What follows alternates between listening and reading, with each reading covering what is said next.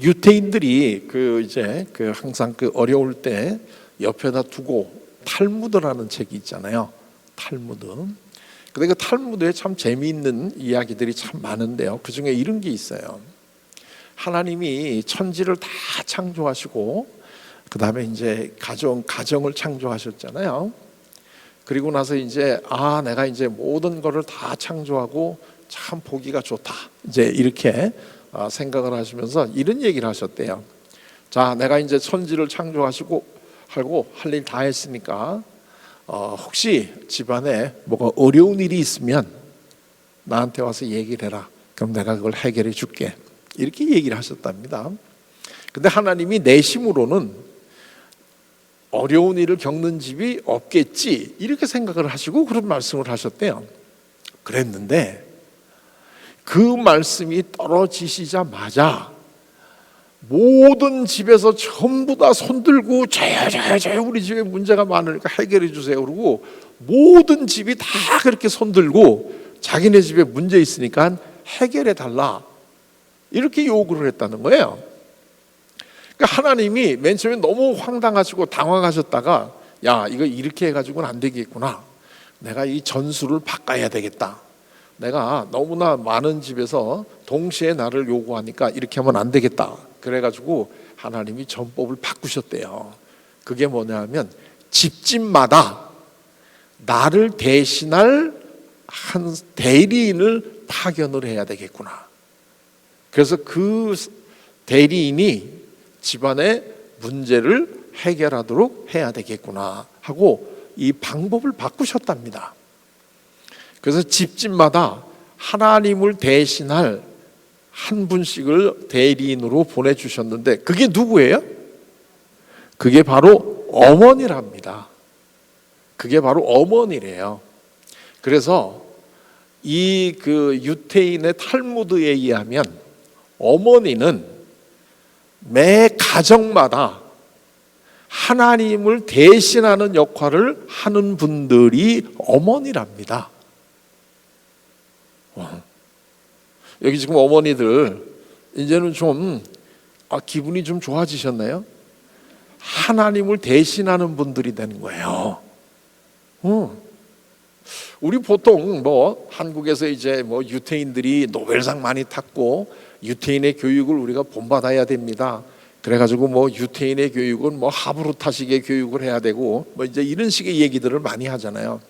그리고 유태인은 가부장적이기 때문에 유대 가정에서 중심은 아버지가 되고 이런 얘기를 많이 하시는데 그거는 겉모습만 보신 분들이 하는 이야기예요.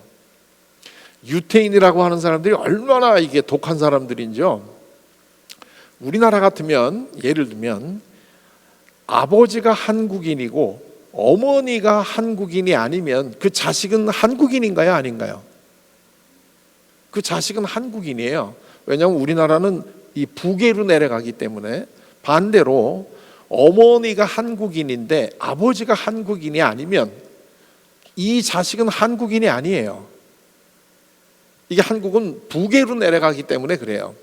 그래서 얼마 전까지는 어머니는 한국인이고 아버지가 한국인이 아닌 자식은 나이가 들어도 군대를 못 갔어요. 군대를 못 갔다는 게 군대 안 가니까 굉장히 좋겠다 이렇게 생각하실지 모르겠는데 군대를 못 간다는 것은 한국 국민으로 인정을 안 한다는 뜻이잖아요. 한국 국민으로 인정을 받고 군대 안 가는 게 좋은 거지. 그 정도예요. 그러니까 이 사람들에게는 어머니가 유태인이냐 아니냐가 중요한 거지 아버지가 유태인이냐 아니냐 하는 것은 중요하지 않다는 거예요. 그래서 어머니가 유태인이면 아버지가 유태인이건 아니건 관계없이 다 유태인으로 취급을 해줘요. 이게 주이시들이에요.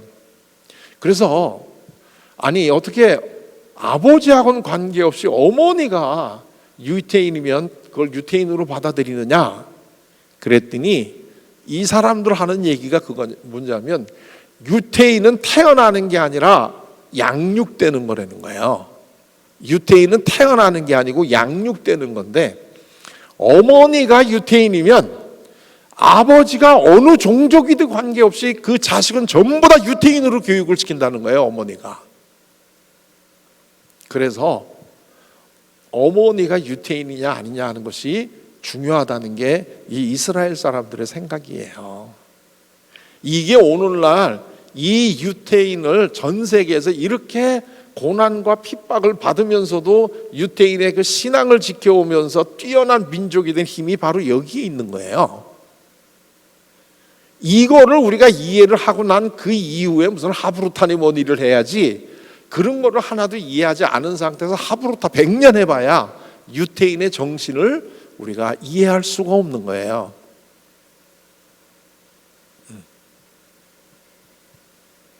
그래서 이 탈무드에는 이 그 어머니에 대한 이야기가 참 많이 있습니다. 이 탈무드에는.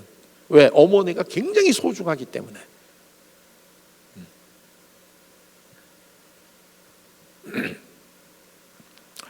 그 유태인들이 장사를 잘하지 않습니까? 어디 가나 유태인 하면 장사를 굉장히 잘하는 사람들인데, 그 탈무드에 보면 장사 잘하는 비결들이 여러 가지가 있는데 그 중에 하나가 뭐냐면, 단골을 잡으려면 여자를 잡아라, 이런 또 교훈이 있어요.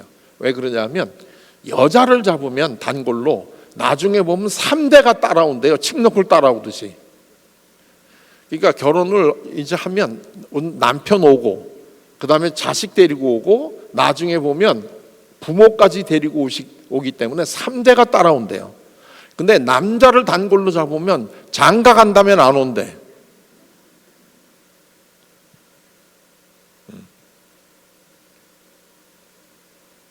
자, 이게 유태인들의 교육이에요.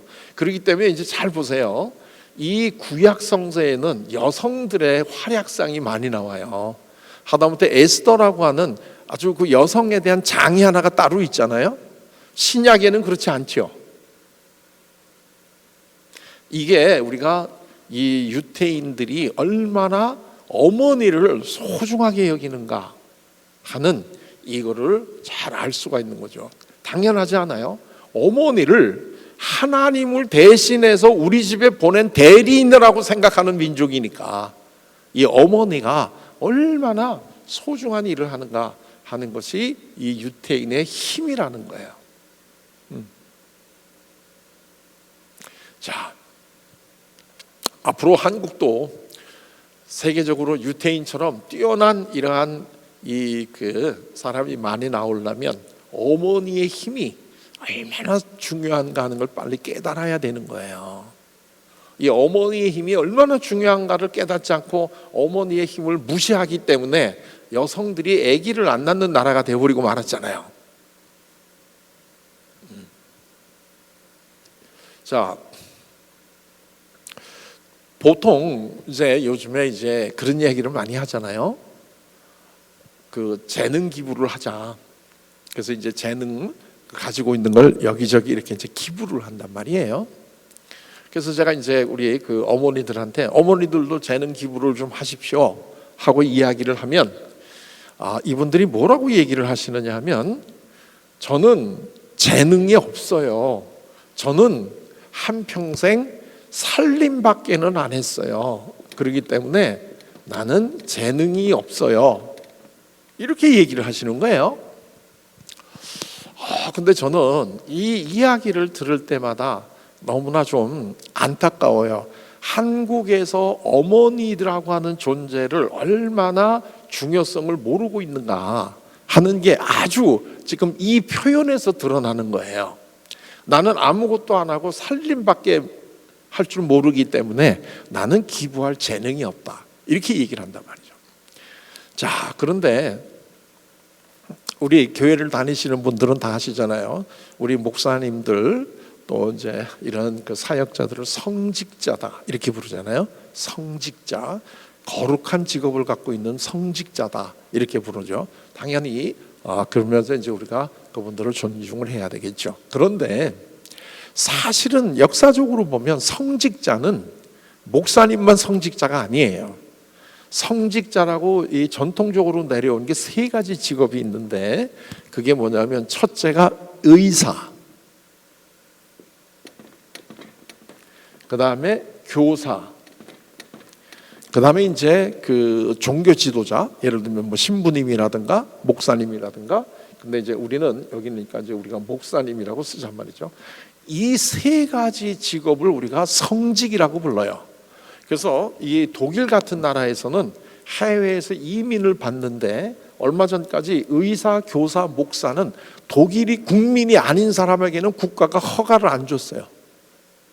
왜냐하면 이거는 성직이기 때문에 독일 국민이 아닌 사람에게는 이 일을 맡길 수가 없다. 그래가지고 이 일을 독일 국민이 아닌 사람에게는 이 일을 허가를 안 해줬던 나라가 독일이에요. 자, 그런데 의사, 교사, 목사, 이 세, 우리가 보통 성직이라고 부르는 이 세 가지의 이 일의 가장 공통점인 특징이 뭔 줄 아세요? 이 일 세 가지의 가장 공통점, 그 세 가지의 공통점이 뭐냐면 살리는 일이에요. 살려요. 이걸 살리는 일이에요. 그래서 이게 성직이 되는 거예요. 그러니까 이분들이 성직이 되는 이유는 이분들이 하는 일이 성스러운 일이기 때문에 그래요. 근데 그 일이 뭐냐면 살리는 일을 하기 때문에 그래요. 이 의사는 뭘 살려요? 몸을. 우리가 몸 아플 때는 의사한테 가가지고 살려주세요 이러지 않아요? 몸. 교사는 뭘 살려요? 마음. 목사는 뭘 살려요? 우리들의 영혼을. 그래서 이 세 분의 공통점은 살리는 일을 하기 때문에 이분들이 성직이고, 이분들은 지금 죽어가는 사람을 살리는 인간으로서는 가장 성스러운 일을 하기 때문에 이분들이 하는 이 일터에는 함부로 아무나 여기 들어올 수가 없어요. 그래서 병원, 학교, 교회에는 함부로 경찰이나 누군가가 허락 없이 들어올 수가 없어요. 이거를 무시하고 경찰이 수시로 들어드는 나라는 이건 아주 후진국이야. 왜? 이 성직을 존중할 줄 모르는 나라이기 때문에 이거는 후진국이 되는 거예요.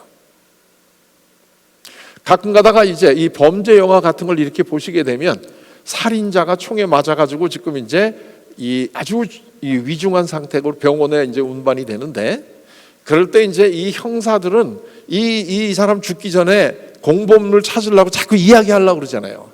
그런데 그때 의사가 뭐라 그래요? 나가라.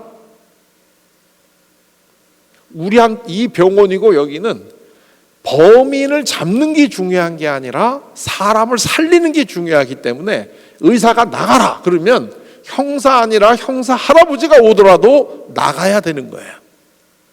이게 성직을 굉장히 존중하는 나라의 문화가 이런 걸로 나타나는 거예요. 그래서 이분들을 우리가 성직자다 이렇게 부르는 거고, 이분들에게는 그렇기 때문에 성직을 수행하는 사람으로서의 윤리가 굉장히 강하게 이 윤리적인 그 제약을 받아야 돼요.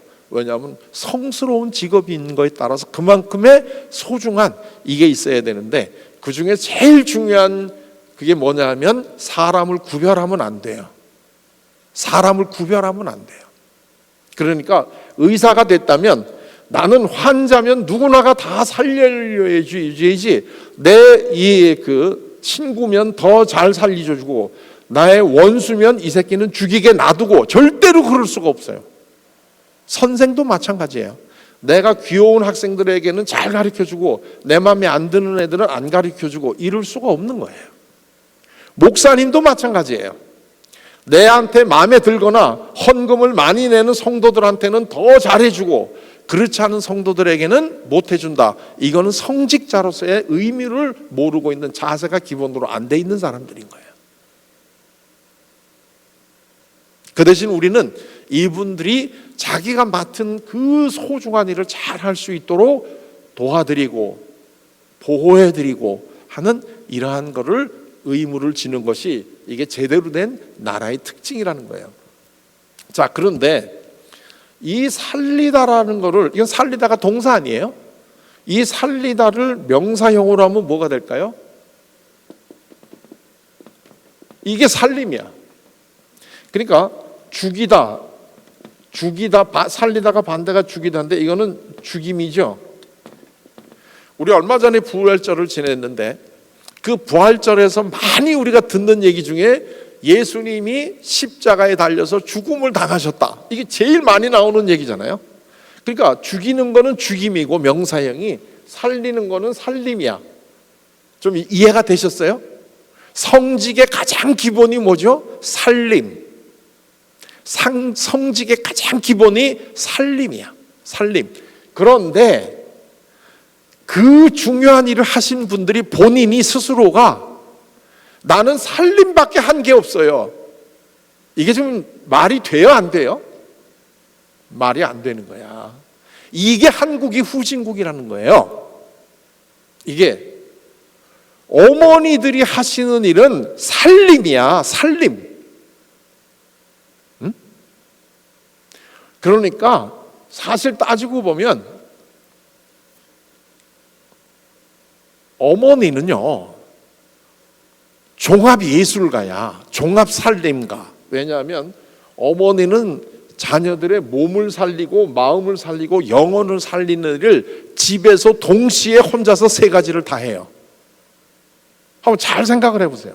어머니는 집에서 자녀들의, 가족들의 몸을 살리고 마음을 살리고 영혼을 살리는 일을 동시에 다 하시는 분이야. 그게 어머니들이 하시는 살림이에요. 이 세 종류의 분들은 한 가지만 하는데 어머니는 세 가지를 다 한다는 거예요. 그래서 하나님을 대신한 분이 어머니라는 거야.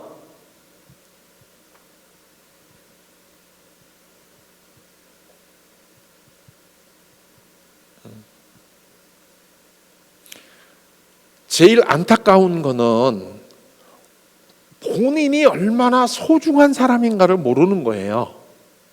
제가 대학에서 지금 34년 정도 이제 대학에서 강의를 하고 있는데 학생들 중에 제일 안타까운 학생은 제가 보기에는 굉장히 능력도 많고 앞으로 얘가 공부를 좀 더 열심히 하게 되면 아주 중요한 일을 할 수 있는 자질이 제 눈에는 보이는데 본인은 자기가 능력이 없다라고 굳게 믿어요.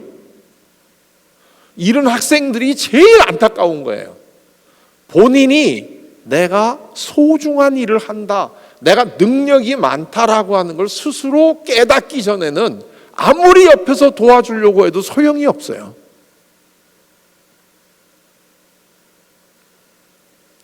이제 우리 어머니들 본인이 얼마나 소중한 일을 하고 계시는지를 먼저 좀 아셔야 돼요.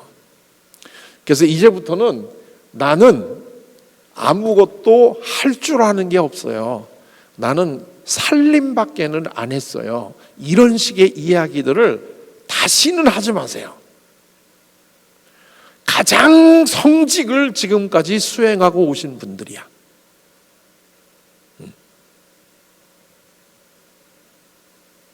앞으로는 죽어가는 사람들 다 나한테 데리고 와. 내가 살려줄 테니까. 내가 한평생 한 게 살림이야. 얼마나 그럴듯해요. 이게 하나님을 대신해서 온 어머니들의 긍지여야 돼요.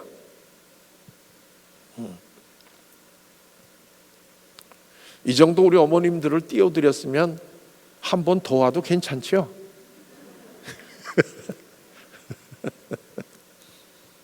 본인들이 얼마나 소중한 일을 하고 있는가 하는 것을 알고 계셔야 돼요. 이 교회에서도 마찬가지잖아요. 뭐 앞에 나타나가지고 눈에 띄는 거 하는 분들도 귀한 일을 하지만 정말 귀한 일을 하는 분들은 눈에 안 띄는 주방이나 어디 눈에 안 띄는 데서 이 교회가 살아서 움직이게 이걸 해주는 그분들이 정말 교회에서 귀한 분들이잖아요. 왜? 그분들이 교회가 살아있게 움직여주는 분들이잖아요.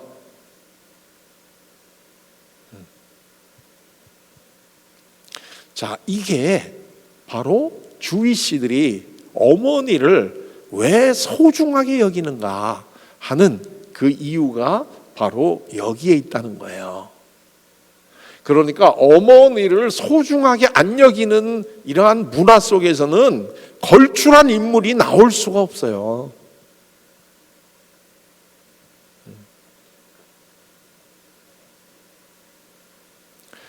제가 우리 할머니가 제 이름을 사무엘이라고 줘주셨다 그래서 사무엘 같은 사람이 대표적으로 어머니의 기도 그것 때문에 크게 된 사람이잖아요. 우리 기독교 2000년의 역사 중에 가장 뛰어난 이 분 중에 하나로 꼽는 성 어거스틴 같은 분도 그 어머니의 그 기도 때문에 다시 살아나서 전 세계의 기독교를 살리신 분이잖아요. 아버지 잘 만나서 훌륭하게 됐다는 분 혹시 기억나세요? 아버지 기도로 성공했다는 사람? 그런 사람 별로 없어요. 전부 다 어머니의 기도로. 그게 왜 그러냐면 어머니가 하시는 일이 살림을 하시기 때문에 그렇거든요. 살리는 일. 자, 그러니까 내가 지금까지 사람을 살리는 일을 한다라고 하는 이 그 귀한 일을 내가 잘 의식을 못했단 말이에요. 사실 하고 계셨는데, 그러면 앞으로는 이제는 내가 정말 나한테 맡겨진 제대로 살림을 한번 해야 되겠구나 하는 거를 좀 깨달으시는 귀한 이 기회가 이번에 우리 이 어머니 기도회 이 특별 순서에서 그거를 좀 찾으시기를 바래요.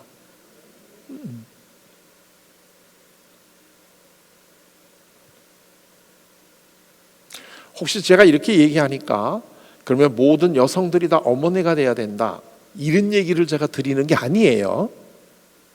모든 여성들이 어머니가 되라는 얘기가 아니라 어머니가 되신 여성은 본인이 얼마나 소중한 일을 하는지는 아시라는 얘기예요. 예. 저도 어디 가서 꼰대 소리 듣고 싶지 않거든요. 그러니까 나는 결혼 안 하겠다라고 생각하시는 여성들이 있다면 that's okay. 하지만 어머니가 되셨다면 그 어머니의 일이 어떤 일인가는 아시면서 그 어머니의 역할을 하시면 훨씬 더 기쁘고 보람있고 즐거울 수 있다는 거예요. 하나님을 대신해서 내가 이 집에 파견 나온 대리인이다. 그리고 내가 하는 거는 살리는 일이다. 자, 그러면 우리가 제대로 잘 살려야 되잖아요. 제대로 잘 살려야 되는데 이 몸을 살리기 위해서 의사들은 병든 다음에 필요하잖아요. 의사들은 병이 든 다음에 필요하죠. 근데 병이 든 다음에 의사가 살리는 게 중요할까요? 병이 안 들게 평소에 잘 살리는 게 중요할까요? 병이 안 들리게 중요해요. 그래서 이 몸을 살리기 위해서 어머니들이 자녀들이나 이제 어머니니까 어머니는 자녀하고 있어야지 어머니가 되니까요. 이 자녀들한테 예를 들면 음식이라든가 이런 거를 아주 좋은 건강한 음식을 먹이려고 많은 노력을 하시잖아요. 그리고 상한 음식은 안 주려고 하고요. 애들이 이렇게 음식을 한번 먹고 난 다음에 엄마 이거 좀 상한 것 같아 이런 얘기를 하면 되게 어머니들 그래? 그럼 먹지 마. 다른 거 먹어. 이거 나중에 저녁 때 아빠 주면 돼. 뭐 이제 되게 이러면서 그 자식들은 가능하면 상한 거가 아닌 거를 잘 먹이려고 노력을 하시잖아요. 이거는 뭐예요? 이거는 교육, 이거는 지식에 대한 교육을 하는 거잖아요. 그러니까 이제 어머니들이 이제 저녁 때가 되면 얘야 공부하자.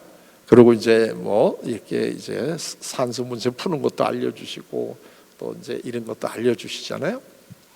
그 다음에 이제 사실 이 부분이 이제 제일 안 하시는 부분인데 앞으로 하셔야 되겠죠. 각각 집에서 이제 같이 성경도 읽고 그 다음에 거기에 대해서 느낌을 요새는 옛날에는 이걸 참 하기가 어려웠는데요. 요즘에는 이 좋은 자료들이 너무나 많이 나오잖아요. 그래서 어머니들이 자녀들하고 같이 그 성경 구절과 짤막하게 그 구절에 대한 의미 같은 거 요새 너무나 많이 나와 있으니까 자기 전에라든가 이럴 때 자녀들을 불러가지고 같이 우리 자기 전에 간단하게 오늘의 성경 말씀을 읽어주고 그 다음에 그 뜻이 뭔가 하는 걸 얘기해주고 난 다음에 잘 자라 하고 이렇게 이제 재우는, 사실 그 유대인들이 그 어렸을 때부터 그 모세 오경을 다 외울 정도로 많이 들려준다고 그러잖아요. 이 모세 오경을, 토라를 다 이제 그게 얘네들이 처음에는 모르지만 나중에는 그거가 머릿속에 자동적으로 이렇게 입력이 되니까요. 그게 앞으로 한평생 어려운 일이 있거나 이럴 때 하나님을 믿는 그 신앙의 기초가 사실은 여기서 다 이제 닦여지는 게 이런 일을 하는 거다는 거예요. 자, 그런데 오늘 제가 조금 더 이야기를 드리고 싶은 거는 바로 이 마음을 살리는 일이에요. 이거는 의사가 하는 일이니까 이거는 제 영역이 아니에요.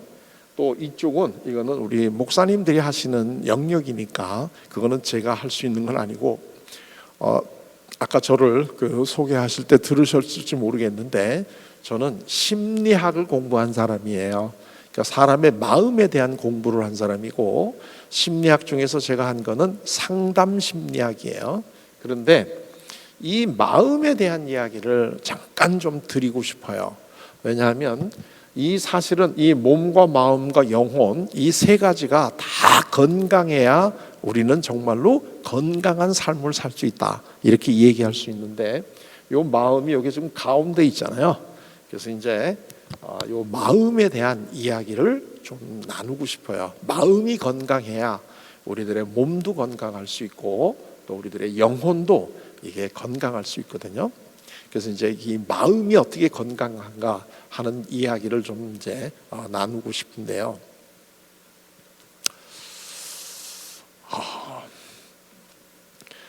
우리가 예수님 이렇게 얘기하면 다 아시겠지만 예수님은 짧은 공생의 3년 동안에 이 세 가지를 다 해주셨죠. 몸이 아픈 사람을 만나면 몸을 치료해 주셨고, 마음이 아픈 사람을 만나면 마음을 치유해 주셨고, 영혼이 병든 사람을 만나면 그 사람의 영혼을 고쳐주신 분이에요.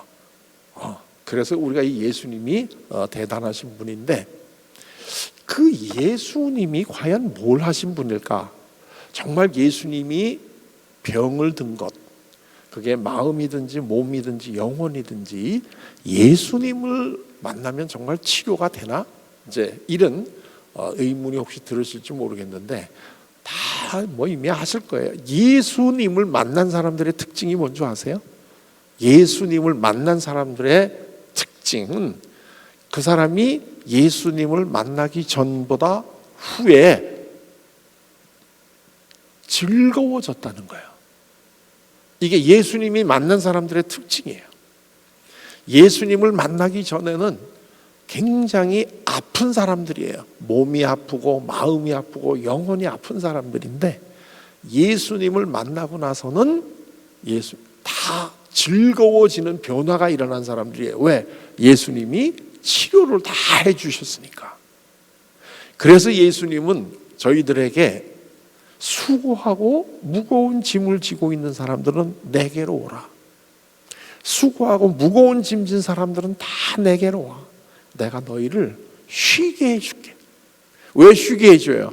우리들의 수고하고 무거운 짐을 다 내려놓을 수 있게 도와주시니까 우리는 예수님을 만나면, 그리고 예수님에게로 오면 우리가 쉴 수 있는 거예요. 평안해지는 거죠.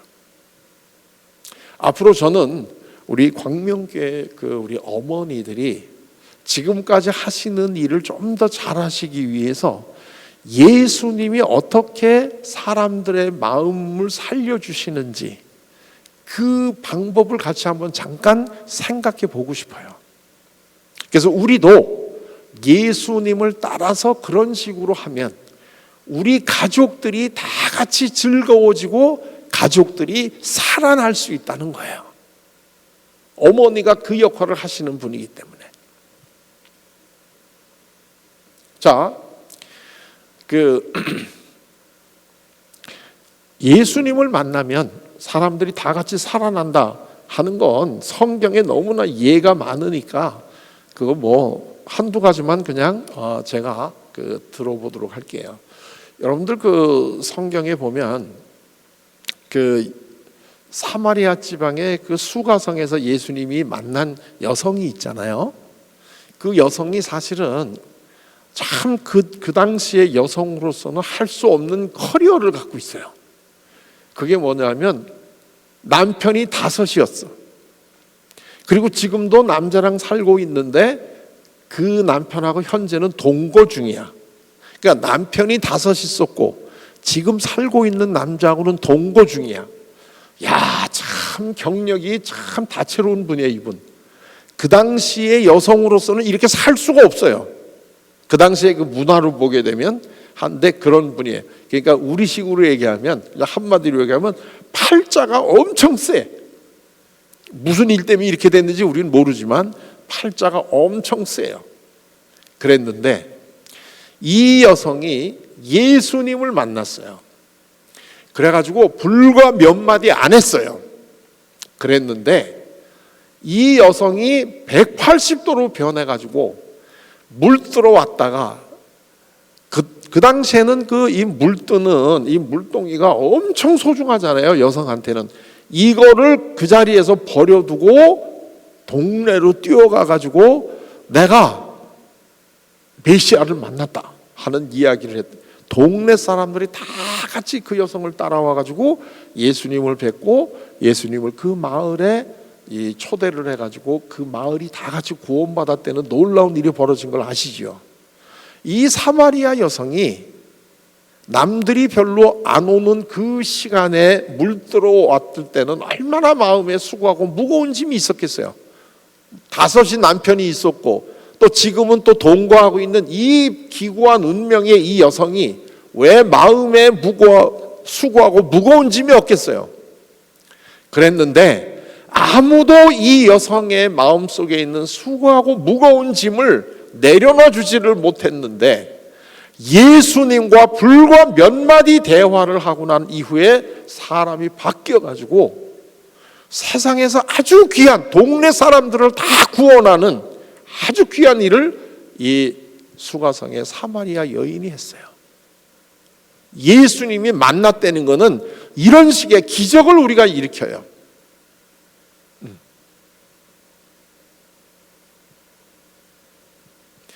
또 하나 가장 대표적인 사람이 삭개오라고 하는 사람이 있어요. 이 삭개오라고 하는 사람은 다음 시간에 좀 더 제가 자세하게 어떻게 구체적으로 우리 자녀들에게 변화를 줄 수 있는가 하는 그 방법을 다음 시간에 제가 알려드릴 테니까요. 오늘만 오시고 다음 시간에 안 오시는 분은 꽝이야. 왜냐하면 다음 시간이 아주 구체적으로 하는 방법을 지금 알려드릴 테니까 다음 시간이 진짜 중요하니까요.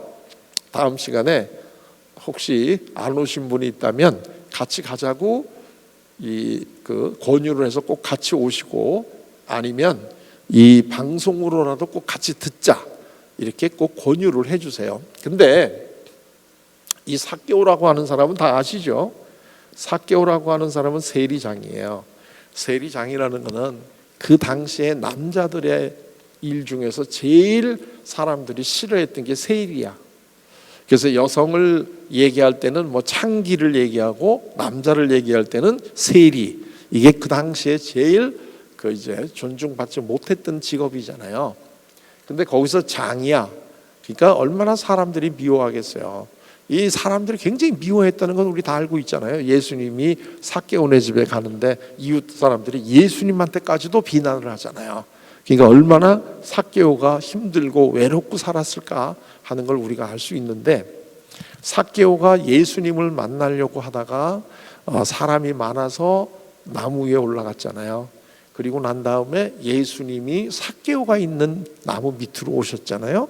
그리고 이제 3마디를 예수님에게 하시는데, 예수님이 그 3마디는 뭐였느냐 하면 첫째가 삭개오야. 두 번째가 속히 내려와라. 세 번째가 오늘 너희 집에서 유하겠다. 이 세 가지 말씀만을 예수님은 딱 했어요. 다른 얘기 하나도 한 게 없어요.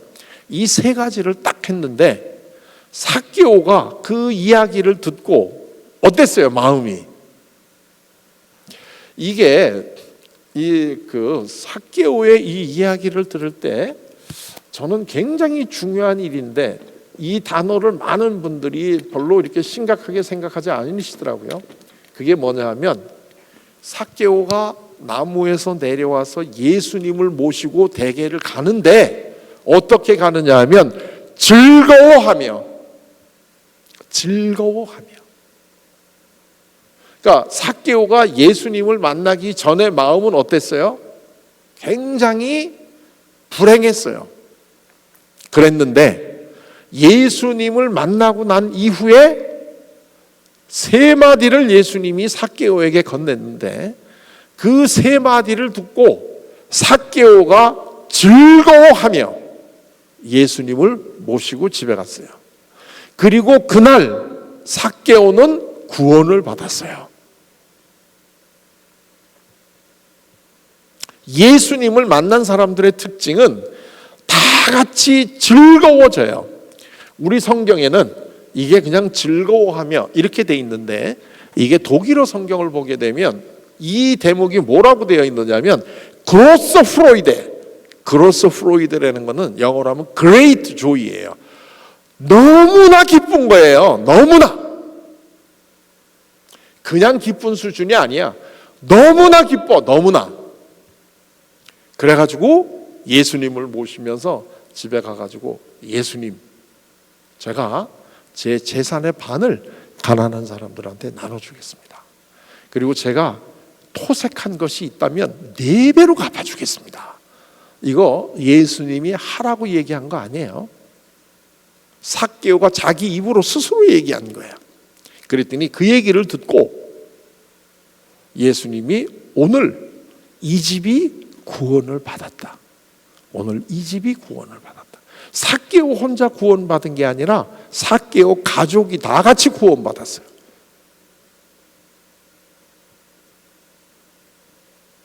예수님을 우리가 만난다는 게 예수님이 바로 이 세 가지를 다 하신다 그랬잖아요. 그리고 예수님하고 동급까지 얘기하면 좀 너무 썼다, 그지? 근데 예수님하고 같은 세 가지 일을 다 같이 하시는 분이 어머니라고 얘기했잖아요. 그렇기 때문에 앞으로 우리 어머니들은 수고하고 무거운 나의 가족들이 나한테 왔을 때 즐거워져서 변할 수 있게 만들어주시는 역할을 하셔야 된다는 거예요. 이게 성직의 기본이야. 이게. 근데 안타까운 게요, 우리 가족들 중에 밖에서는 즐겁다가 집에 와서 어머니 만나면 우울해지는 애들이 많아. 이 얘기 듣고 고개 숙이시는 분들 너무 그렇게 자책감 가질 거 없어요. 다 그래. 근데 그거는 사랑을 하시는데 그 어떻게 하느냐 하는 그 방법을 잘 모르시기 때문에 내가 굉장히 우리 자녀들을 사랑을 하지만 내 마음이 충분히 전달이 잘 안 되기 때문에 그래요. 그래서 이제 여러 가지 얘기를 하실 게 없어요. 딱 3마디만 하면 돼. 그거는 예수님이 삭개오를 만나서 했던 그 딱 3마디. 이름을 불러주시고 그 다음에 뭐예요? 내려와 만나주시고 그 다음에 오늘 내가 너희 집에 같이 묵을게. 같이 사시고.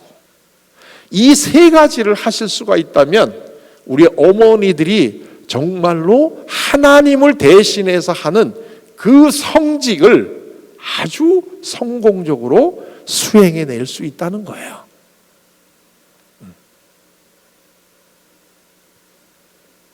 하실 수 있죠. 우리 어머니들의 마음이 자식에 대한 이 사랑은 정말 자식을 위해서는 내 목숨까지도 다 내어줄 수 있는 이런 우리 어머니들이잖아요. 그러니 내가 지금까지는 사실은 우리 자식을 참 사랑을 했는데 그 방법을 잘 몰라서 내 나름대로 내가 잘 해주려고 했는데 이게 전달이 잘 안 되는 경우가 있었는데, 이제는 내가 우리 자녀들의 마음에 전달이 돼서 우리 자녀들이 즐거워하며 변할 수 있도록 내가 이제 살리는 일을 하겠다 하는 이런 다짐만 하시면, 방법은 어떻게 하느냐 하는 거는 제가 다음 시간에 알려드리겠다는 거죠. 여러분 어렸을 때 만화 볼 때 다그 아시죠? 진짜 재밌는 거는 다음 편에. 그래서 오늘만 나오시고 다음에 안 나오시는 분들은 꽝이라 이거예요. 다음에 이걸 어떻게 하면 되는지 하는 것을 제가 자세하게 안내를 해드릴 테니까 다음 우리 또 수요일 날 기쁜 마음으로 만나요. 자, 오늘 저는 이걸로 끝내도록 하겠습니다. 고맙습니다.